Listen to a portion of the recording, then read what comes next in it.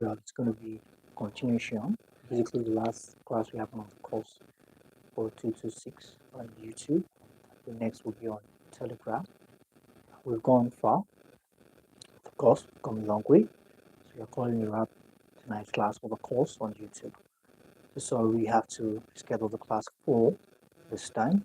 It's a lot of back and forth today with the network. So we're just hoping that the network is going to be on our side today. In this class, by the way, so we have a course for 226, and we're going to be talking about what it means by budget and how these affect the nation at large. With this being said, let's just straight into it. Okay, so we have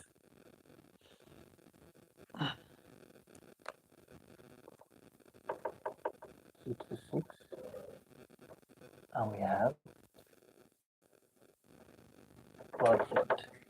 So we're going to be looking at the definite term and how it affects the nations, the economy of the nation at large, all that we are going to be dissecting in a moment.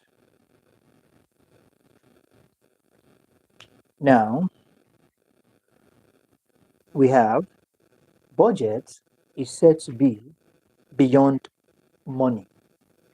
Okay, budget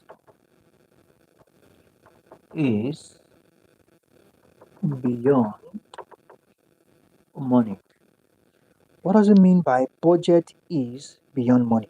Good evening, Ms. Regina. It's good to have you on board. What does it mean by budget is beyond money? Now, budget can be easily mistaken for money, but basically, budget is beyond that. Okay, we will be finding out why budget is beyond just money. Okay, even though when we still talk about budget, we can't overemphasize the effect, or we can't overemphasize, or we can push aside how important it is that money is available. Okay, but to budget, money is not everything. Now, budgets, as we say, are choices, policies, philosophies, and the ways which, okay, decisions, government decisions are being reflected. Now, it is said to be the lifeblood of government in the same way people, all right, budget for time, money, and everything. And what you understand that budget is beyond money. Because it's said to be the lifeblood, the lifeblood, okay, of government. It's said to be the lifeblood of government. How do we relate this together? It is beyond money and it's also the lifeblood of government. Now, we want to talk about blood, all right? Blood is actually life. So the combination of these two words to me, I think it's not necessary. So you can say it's the life. Let's maybe we just put an ID, right? Blood is life for me, as we have it in the material. So what I want to say now, if there's no blood flowing in a living being, then the living being is already a carcass. Right? Blood is life. Okay? So what it means here that without budget, no government can function. What are we saying here in essence is that a government needs to know, all right, what resources. Don't forget that the responsibility of government is to ensure, all right, a state runs its activities smoothly. Now, for the state to run its activity, resources are required. And these resources can only be determined based on available, not yet to be realized resources, based on resources on ground, resources that can be easily accessed and used to run these activities. Therefore, if budget is not available, then the government can function. We get to find out more as we continue. Now, let's take this just a moment. Now, it says here that the ordinary man on the street, the rich, small, big organization, private, public, what have you, all budget. Tell how budget is very important. Therefore, budget is said to also be the important tool of financial administration. In our course, okay, it's not with us course, it's not with this department as PFN 209 where we talked about finance. Said that finance is said to be the lubricant of an organization. It must not be too much and it must not be too limited. So budget can also be seen as a lubricant of a country. Okay, everybody depends on it. Everybody wants this. So therefore, it's seen as a financial important tool of finance administration. Important tool of finance administration. Okay, budget is said to be a very important imperative. Okay, very important, very imperative tool that is used to administer, to control the finance, all right, the finance of any organization. And don't forget, without finance, nothing works. Okay, without finance, nothing works. So it depends on the angle at which you are seeing finance, basically, and that's why I said that it is beyond money, right? Having the finance is not enough, but also administering this finance is also very important. If not, finance will be abused if there is no proper administration of this finance. Now, let's take a step further. It says here that budget, let's talk about the origin now. Let's look at the origin of budget. Now, it says it is from a French word called budget, all right? It is from a French word from the French word. I might not be correct with the pronunciation, all right, but here is a spelling, all right, budget. Now, it means leather bag or wallet, all right, leather bag or wallet, as we have it here. Now, it says here the term was used for the first time in 1733. Okay, the term was used, all right, for the first time in 1733. Now, in a, in a satire, right, entitled Open the Budget, pointed against Walpole's Chancellor and ex exchequer.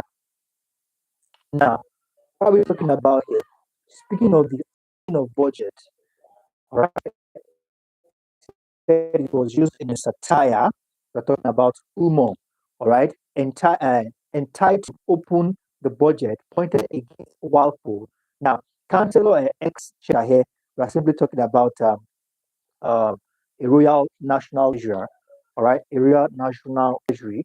Now, this chancellor or exchequer that we said has its origin in the use of budget in England carries a leather bag containing papers on the official plans of the country, okay, of the House of Commons. Let me say House of Commons. House of Commons is the democratic elected house of the UK Parliament, responsible for making laws, just like we have our legislatures here, legislative. So when this exchequer sets off to place his financial plans before the House, he used to open his budget, all right? That is the bag where he has all the paperwork and documentation.